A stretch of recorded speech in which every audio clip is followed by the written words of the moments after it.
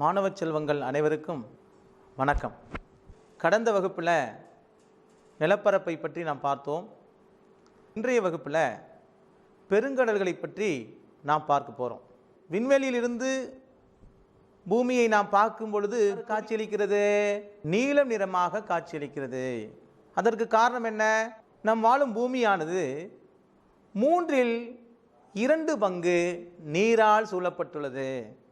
அத்தகைய நீர்ப்பரப்பினை கடல்களும் பெரும் கடல்களும் கொண்டுள்ளது. கடல்னா என்ன, பெரும் கடல்கள்னா என்ன? முழுமையாகவோ அல்லது ஒரு பகுதியாகவோ நிலத்தால் சூழப்பட்ட ஒரு நீர்ப்பரப்பை தான் நாம் கடல் என்கிறோம். பெருங்கடல் அப்படின்னா என்னன்னா, மிக பெரிய அளவில் காணப்படக்கூடிய நீர்ப்பரப்பினை தான் நாம் பெரும் கடல்கள் என்கிறோம். பூமியினுடைய மேற்பரப்பில் 5 பெருங்கடல்கள் காணப்படுகிறது. என்னென்ன கடல்? பசிபிக் பெருங்கடல், அட்லாண்டிக் பெருங்கடல், இந்திய பெருங்கடல், தென் பெருங்கடல், ஆர்க்டிக் பெருங்கடல். படத்தை பாருங்க. பெருங்கடல்களின் பரப்பளவு மொத்த நீர்ப்பரப்பில் 47% நீர்ப்பரப்பை பசிபிக் பெருங்கடல் கொண்டுள்ளது. அந்த வட்டப்படம் பாருங்க, வட்டப்படம் நமக்கு விளக்குது. 47% பசிபிக் பெருங்கடல் கொண்டுள்ளது, 23% அட்லாண்டிக் பெருங்கடல் கொண்டுள்ளது, 20% நீரினை இந்திய பெருங்கடல் கொண்டுள்ளது, 6% நீர்ப்பகுதியை தென் பெருங்கடல் கொண்டுள்ளது, 4% நீர்ப்பரப்பினை ஆர்க்டிக் பெருங்கடல் கொண்டுள்ளது. அப்படிங்கிறத இந்த படம் நமக்கு தெளிவாக விளக்குறது. பசிபிக் பெருங்கடல் பார்க்கலாமா? பசிபிக் பெருங்கடல் புவியின் மிகப்பெரிய மற்றும் ஆழமான பெருங்கடல் பசிபிக் பெருங்கடல். புவியின் மொத்த பரப்பில் 1/3 பகுதியை கொண்டுள்ளது. பரப்பளவு எவ்வளவு? 168.72 மில்லியன் சதுர கிலோமீட்டர் ஆகும். சரி, இதனுடைய அமைவிடம் படத்தை பாருங்க. பசிபிக் பெருங்கடல் எவ்வாறு அமைந்துள்ளது?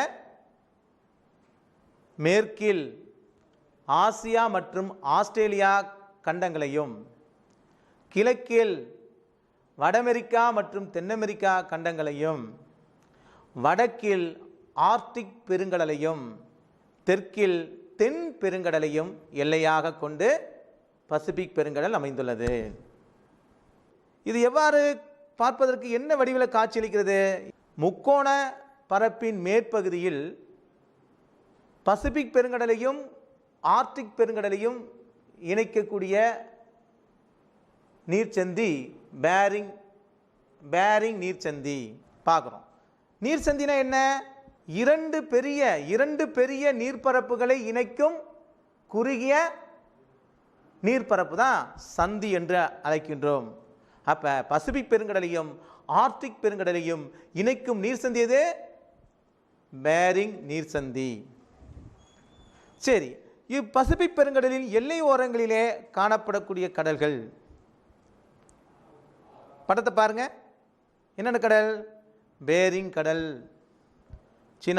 சீன கடல், ஜப்பான் கடல், தாஸ்மானியா கடல் போன்றவை இப்பசிபிக் பெருங்கடலில் எல்லை ஓர பகுதியில் அமையப்பெற்ற கடல்கள் ஆகும். கடல், சீன கடல், ஜப்பான் கடல், தாஸ்மானியா கடல், பிலிப்பைன்ஸ் கடல் போன்றவை இப்பசிபிக் பெருங்கடலில் எல்லை ஓரங்களில் அமையப்பெற்ற கடல்கள் ஆகும். தீவுகள். இப்பெருங்கடலில் அமையப்பெற்ற முக்கியமான தீவுகள் Indonesia, Philippines, Japan, Hawaii, New Zealand போன்றவை இப்பெருங்கடலில் அமையப்பெற்ற முக்கியமான தீவுகளாகும். இப்பெருங்கடல் சராசரியாக 4000 மீட்டர் ஆழம் வரை காணப்படுகிறது. இப்பெருங்கடலில் சராசரி ஆழம் 4000 மீட்டர் ஆகும். இப்பெருங்கடலில் ஆழமான அகழி மரியானா அகழி. அதனுடைய ஆழம் 10,994 மீட்டர். உலகிலே மிக உயரமான இடம் எது? உயரமான சிகரம், உலகிலே மிக உயரமான சிகரம் எவரெஸ்ட். அதனுடைய உயரம் 8848 மீட்டர். அதை எப்படி நம்ம ஞாபகம் வச்சுக்கலாம்? எவரெஸ்டுடைய உயரத்தை எப்படி ஞாபகம் வச்சுக்கலாம்? 2 8 எடுத்து 4 8 போனால் அந்த இடத்த அலைஞ்சிடலான்னு சொல்லுவாங்க இல்லையா? ஸோ 8848 மீட்டர் எவரெஸ்டுடைய உயரம். ஆனால் அதை காட்டிலும் மரியானா அகழியினுடைய ஆழம் 10,994 மீட்டர். இப்போ எவரெஸ்ட்டு மரியானா அகழியில் மூழ்கிவிடும் அப்படின்னு பார்க்குறோம். எஸ், சரி. இப்பெருங்கடலை சுற்றி எரிமலைகள் தொடர்ச்சியாக காணப்படுறதுனால இது என்னன்னு சொல்கிறான்? பசிபிக் நெருப்பு வளையம், பசிபிக் ரிங் ஆஃப் ஃபயர் அப்படின்னு நம்ம சொல்கிறோம். ஏன்னா உலகிலே செயல்படும் எரிமலைகள் அதிகமாக காணப்படக்கூடிய ஒரு பிரதேசமாக இக்கடலுடைய எல்லை, இப்பெருங்கடலுடைய எல்லை ஓரங்கள் காணப்படுகின்றன. குறிப்பாக ஹவாய் போன்ற தீவுகளில் ஆக்டிவ் வல்கனோ, ஸோ செயல்படும் எரிமலைகள் மிகுந்த ஒரு பகுதியாக இப்பெருங்கடல் காணப்படுகிறது. சரி, பசிபிக் என்றால் என்ன பொருள் அப்படின்னா அமைதி. பசிபிக் என்றால் அமைதி என்று பொருள். பெருங்கடலுக்கு பசிபிக் என பெயரிட்டவர் ஸ்பெயின் நாட்டை சார்ந்த மாலுமி பெர்டினார்ட் மெகலன் என்பவர் தான் இக்கடலுக்கு பெயரிட்டவர் அப்படின்னு பார்க்குறோம். அடுத்து அட்லாண்டிக் பெருங்கடல். அட்லாண்டிக் பெருங்கடல் பெருங்கடல்களில் இரண்டாவது பெரிய பெருங்கடல். இதனுடைய பரப்பளவு 85.13 மில்லியன் சதுர கிலோமீட்டர் ஆகும். கிழக்கே ஐரோப்பா மற்றும் ஆப்பிரிக்கா, மேற்கே வட அமெரிக்கா மற்றும் தென் அமெரிக்கா, தெற்கே தென் பெருங்கடல். அட்லாண்டிக் பெருங்கடலுடைய அமைவிடம், இதனுடைய வடிவம் எஸ் வடிவில் காணப்படுகிறது. இங்கே காணப்படக்கூடிய ஜிப்ரால்டர் நீர்சந்தி அட்லாண்டிக் பெருங்கடலையும் மத்திய தரைக்கடலையும் இணைக்கக்கூடிய ஒரு நீர்சந்தி. நீர்சந்தினா என்ன சொன்னோம்? இரண்டு பெரும் நீர்ப்பரப்புகளை இணைக்கக்கூடிய குறுகலான அல்லது நீண்ட, குறுகிய நீண்ட நீர்ப்பரப்பை தான் நாம் நீர்சந்தி என்று அழைக்கிறோம். நம்ம பசிபிக் பெருங்கடலில் அட்லாண்டிக் பெருங்கடலையும் பசிபிக் பெருங்கடலையும் இணைக்கக்கூடிய நீர்சந்தி என்ன சொன்னோம்? பேரிங் நீர்சந்தி. அதே போல அட்லாண்டிக் பெருங்கடலையும் மத்திய தரைக்கடலையும் இணைக்கக்கூடிய ஒரு நீர்சந்தி ஜிப்ரால்டர் நீர்சந்தி. நீர்சந்தினா என்ன சொன்னோம்? இரண்டு பெரிய நீர்ப்பரப்புகளை இணைக்கக்கூடிய குறுகிய நீண்ட நீர்ப்பகுதிக்கு பேர் தான் நீர்சந்தி நம்ம சொன்னோம். இரு அரைக்கோளங்களிலும் அமைந்துள்ளது. வட அரைக்கோளத்திலும் அமைந்துள்ளது, தெற்கு அரைக்கோளத்திலும் இதோடைய பரவல் காணப்படுகிறது. அரைக்கோளம்னா நமக்கு தெரியும் இல்லையா? 0 டிகிரி அச்சமானது புவியை இரு அரைக்கோளங்களாக பிரிக்கிறது. என்னென்ன? 0 டிகிரி அச்சத்துக்கு வடக்கில் உள்ள பகுதி வட அரைக்கோளார்த்தம் சொல்கிறோம், தெற்கில் உள்ள பகுதி தென் அரைக்கோளார்த்தம் நம்ம படிச்சிருக்கோம் இல்லையா? ஸோ இப்பெருங்கடல் இரண்டு கோளார்த்தங்களிலும் பரவி காணப்படுகிறது. வட கோளார்த்தத்திலையும் பரவல் இருக்கு, தென் கோளார்த்தத்திலையும் இப்பெருங்கடல் பரவி காணப்படுகிறது. ரைட். அதோட இப்பெருங்கடல்ல அதிகமான கப்பல் போக்குவரத்து மிகுந்து காணப்படக்கூடிய பகுதியாக காணப்படுகிறது. அதிகமான கப்பல் போக்குவரத்து மிகுந்து காணப்படுகிறது. காரணம் என்ன? ஐரோப்பா, இந்த சைடு என்னது அமெரிக்கா, இரண்டு என்னது வளர்ச்சி அடைந்த நாடுகள்னால அதிகமான போக்குவரத்து மிகுந்த ஒரு பகுதியாக இப்பெருங்கடல் காணப்படுகிறது, விளங்குகிறது. இதில் எல்லையோரத்தில் இப்பெருங்கடலில் இருக்கக்கூடிய எல்லையோர கடல்கள் கரிபியன் கடல், மெக்சிகோ கடல், வடக்கடல், மத்திய தரைக்கடல் போன்றவை இப்பெருங்கடலில் எல்லையோரங்களில் அமையப்பெற்ற கடல்கள் ஆகும்.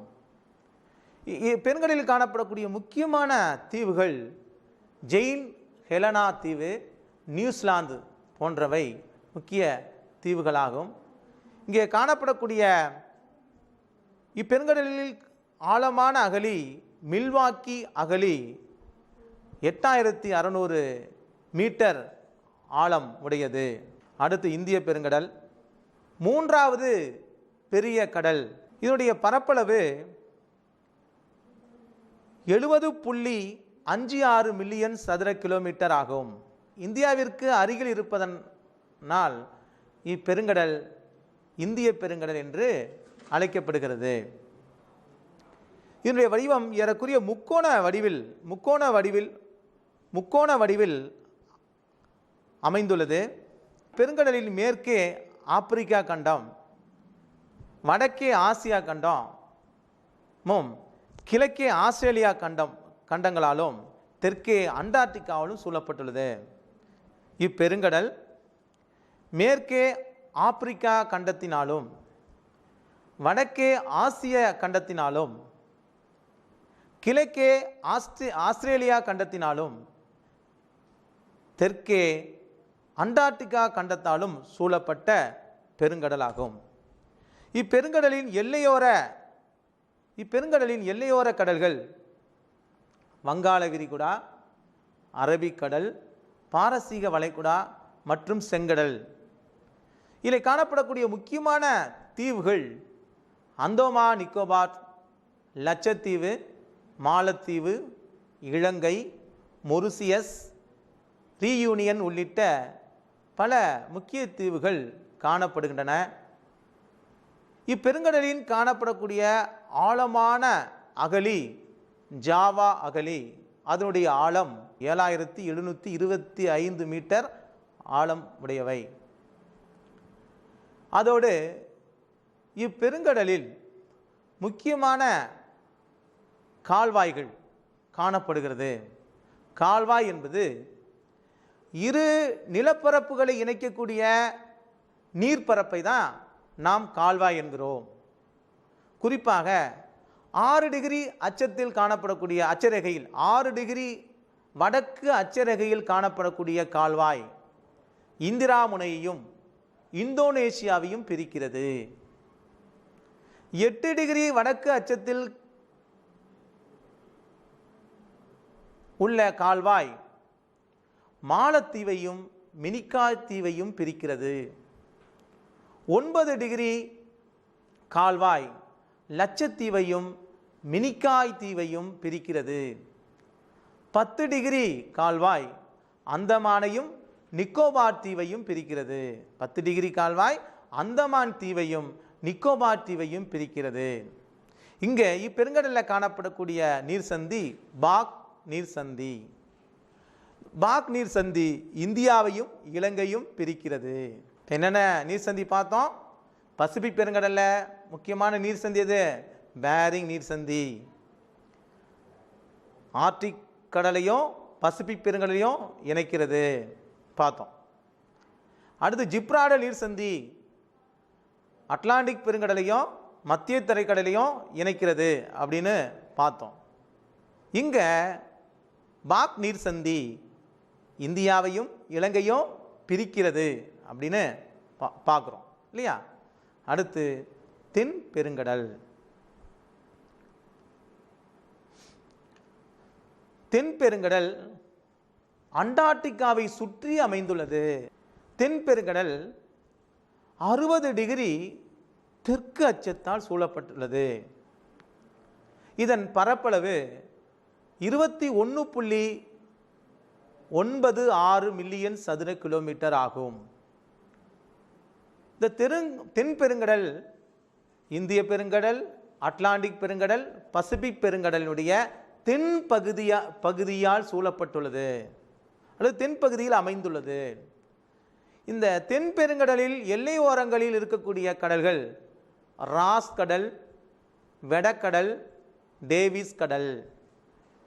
தென்பெருங்கடலில் இருக்கக்கூடிய முக்கியமான தீவுகள் பேர்வல் தீவு, மெலனம் தீவு, ஹார்ஸ் தீவு. பெரும்பான்மையான பகுதி பனிப்பாறைகளால் சூழப்பட்டுள்ளது. இப்பெருங்கடலின் பெரும்பான்மையான பகுதி பனிப்பாறைகளால் சூழப்பட்டுள்ளது. இப்பெருங்கடலில் காணப்படக்கூடிய ஆழமான அகழி தென் சாண்ட்விச் அகழி. அதோடைய ஆழம் 7235 மீட்டர் ஆகும். அடுத்து 5வது பெருங்கடல் ஆர்க்டிக் பெருங்கடல். பெருங்கடலிலே மிக சிறிய பரப்பை கொண்ட பெருங்கடல் ஆர்க்டிக் பெருங்கடல். இதன் பரப்பளவு 15.56 மில்லியன் சதுர கிலோமீட்டர் ஆகும். அமைவிடம் ஆர்க்டிக் வட்டத்தினுள் அமைந்துள்ளது. தென்பெருங்கடல் என்ன பார்த்தோம்?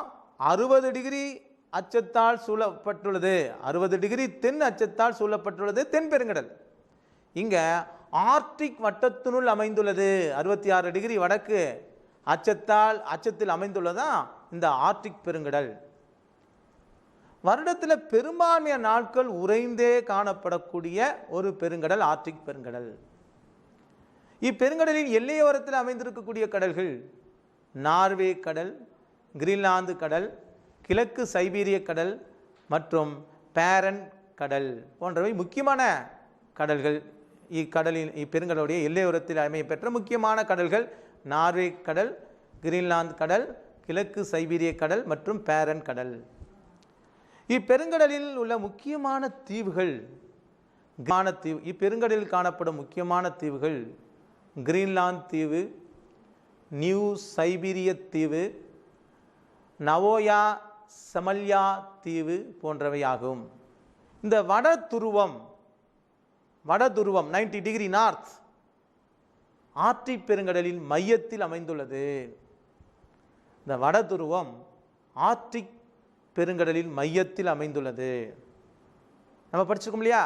புவியுடைய மையம் 6370 கிலோமீட்டர் போனோம் அப்படின்னு சொன்னால் புவியுடைய மையம் கிடைச்சிடும்.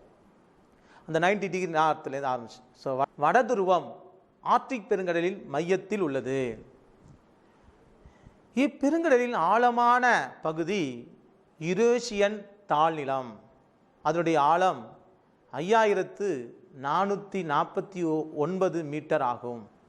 அதை இப்போ நம்ம ஃபுல் பண்ணலாமா? பெருங்கடல் பரப்பளவு, ஆழமான பகுதி, ஆழம் கொடுத்துருக்காங்க. பசிபிக் பெருங்கடல் அதை அவங்க கொடுத்துட்டாங்க. பசிபிக் பெருங்கடல் பரப்பளவு எவ்வளவு? 168.72 மில்லியன் சதுர கிலோமீட்டர். ஆழமான பகுதி அல்லது ஆழமான அகழி மரியானா அகழி, ஆழம் 10,994 மீட்டர். 10,994 மீட்டர். சரி, அட்லாண்டிக் பெருங்கடல் 85.13 மில்லியன் சதுர கிலோமீட்டர். அப்படி ஆழமான அகழி மில்வாக்கி அகழி, அப்படி ஆழம் 7,725 மீட்டர். இந்திய பெருங்கடல் 70.56 மில்லியன் சதுர கிலோமீட்டர். ஆழமான அகழி ஜாவா அகழி, அதனுடைய ஆழம் 7,725 மீட்டர். சரி. ஒன்று பசிபிக் பெருங்கடல் 168.72 மில்லியன் சதுர கிலோமீட்டர். ஆழமான அகழி மரியானா அகழி, அதனுடைய ஆழம் 10,994 மீட்டர். அட்லாண்டிக் பெருங்கடல் 2 அட்லாண்டிக் பெருங்கடல், அவருடைய பரப்பளவு எவ்வளவு? 85.13 மில்லியன் சதுர கிலோமீட்டர். 85.13 மில்லியன் சதுர கிலோமீட்டர். அதன் ஆழமான அகழி மில்வாக்கி அகழி, ஆழமான அகழி மில்வாக்கி, அவருடைய ஆழம் 8,600 மீட்டர். மூன்றாவது பெருங்கடல் இந்திய பெருங்கடல். அப்படி மொத்த பரப்பு எவ்வளவு? இந்திய பெருங்கடலுடைய மொத்த பரப்பு 70.56 மில்லியன் சதுர கிலோமீட்டர். இந்திய பெருங்கடல் மொத்த பரப்பு 70.56 மில்லியன் சதுர கிலோமீட்டர். ஆழமான அகழி ஜாவா அகழி, அப்படி ஆழம் 7725 மீட்டர். நான்காவது பெருங்கடல் தென் பெருங்கடல், பரப்பளவு 21.96 மில்லியன் சதுர கிலோமீட்டர். ஆழமான அகழி தென் சாண்ட்விச் அகழி, இதனுடைய ஆழம் 7235 மீட்டர். ஐந்தாவது பெருங்கடல் ஆர்க்டிக் பெருங்கடல், அதன் பரப்பளவு 15.56 மில்லியன் சதுர கிலோமீட்டர். ஆழமான அகழி யுரேஷியன் தாழ்நிலம், அதனுடைய ஆழம் 5449 மீட்டர். 5449 மீட்டர் ஆகும். அடுத்து நம்ம பயிற்சி பார்த்துட்டோம். கலை சொற்கள். தீவு. தீவுன்னு நம்ம எந்த நிலப்பகுதியை சொல்கிறோம்? நீரால் சூழப்பட்ட நிலப்பகுதி. நான்கு புறமும் நீரால் சூழப்பட்ட நிலப்பகுதியை தான் நாம் தீவு என்று சொல்கிறோம். உதாரணமாக இலங்கை, இங்கிலாந்து போன்ற நாடுகளை சொல்லலாம். விரிகுடா அகன்ற நில வளைவுகளை கொண்ட கடல் பகுதியைத்தான் நாம் விரிகுடா என்கிறோம். அடுத்து நீர் சந்தி. நம்ம சொன்னோம் இல்லையா, நீர் சந்தி இரண்டு நீர்ப்பகுதிகளை இணைக்கும் குறுகிய நீர்ப்பகுதி. அடுத்து நிலச்சந்தி, இரண்டு பெரிய நிலப்பரப்புகளை இணைக்கக்கூடிய அல்லது இரண்டு பெரிய நீர்ப்பரப்புகளை பிரிக்கக்கூடிய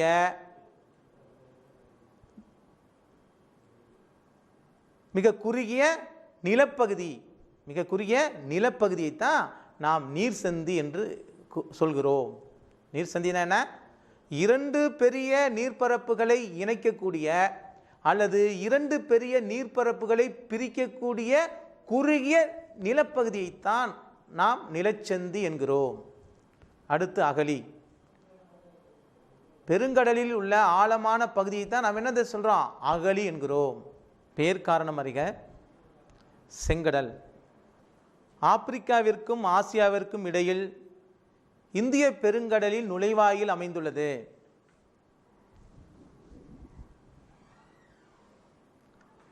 இக்கடல் பகுதியில் சிவப்பு நிற பூஞ்சை முளைத்து அது அழுகும் வரை கடல் மட்டம் தீப்பற்றி எரிவதை போன்ற ஒரு காட்சி அளிக்குமாம். ட்ரைகோதெசமி எரித்ரையன். அப்பூஞ்சை வளரும் கடல் என்பதால் இப்பெயர் பெற்றது. சாக்கடல். மேற்கு கரை இஸ்ரோவில் ஜோர்டன் எல்லை பகுதியில் அமைந்துள்ளது. ஆங்கிலத்தில் இதை டெத் சி என்று அழைக்கின்றோம்.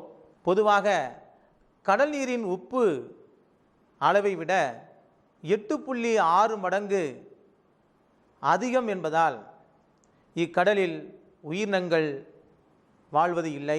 உப்பில் வாழக்கூடிய மிக சிறிய நுண்ணுயிர்கள் மட்டுமே இக்கடலில் உயிர் வாழ்கின்றன.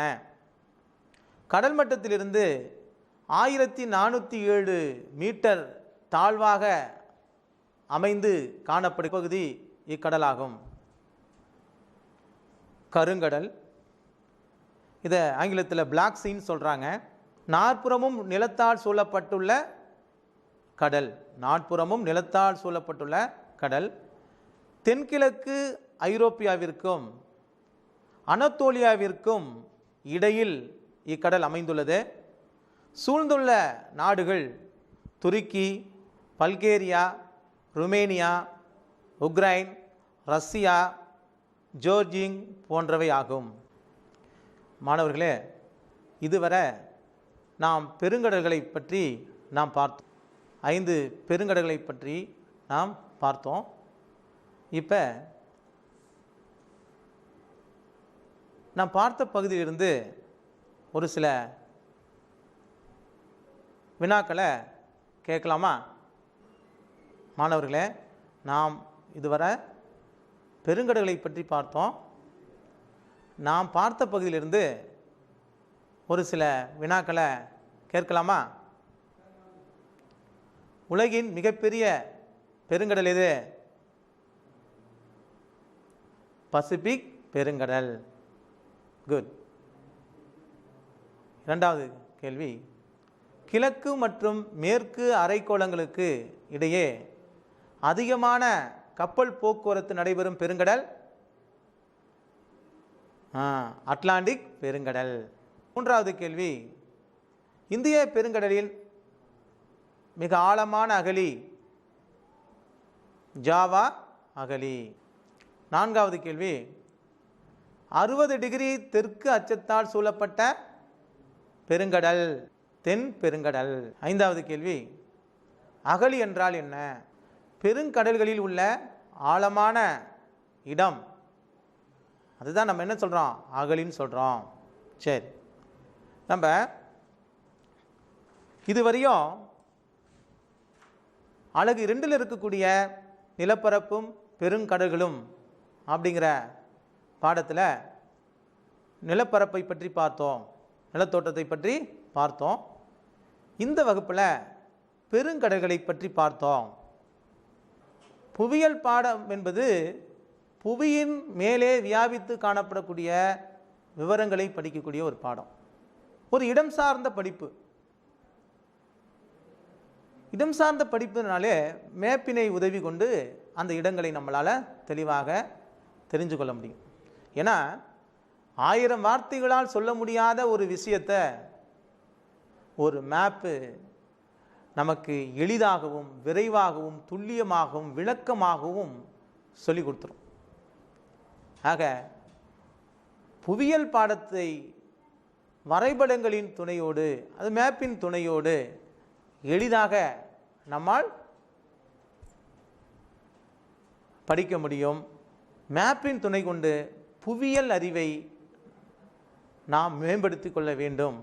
அதனால் இந்த வகுப்பை பொறுத்த மட்டும் நிலப்பரப்பும் பெருங்கடல்களும் பற்றி இன்னும் அதிகமாக நீங்கள் தெரிஞ்சுக்கணுன்னா மேப்பை நீங்கள் பயன்படுத்தி இன்னும் நிறைய விஷயங்கள், நிறைய விவரங்களை நீங்கள் தெரிந்து கொள்ள வேண்டும். அதற்கு மேப்பு உங்களுக்கு மிக துணையாக நிற்கும் அப்படின்னு சொல்லிட்டு இதோடு இந்த வகுப்பை நிறைவு செய்கிறேன். நன்றி.